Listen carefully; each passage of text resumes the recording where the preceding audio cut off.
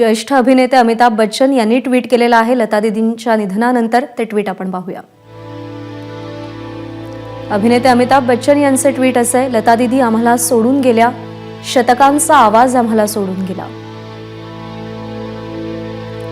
त्यांचा आवाज आता स्वर्गात घुमेल। अगदी मोजक्या शब्दामध्ये अमिताभ बच्चन यांनी आपल्या भावनांना वाट मोकळी करून दिली आहे ट्विटरच्या माध्यमातून। एबीपी माझा, उघडा डोळे बघा नीट।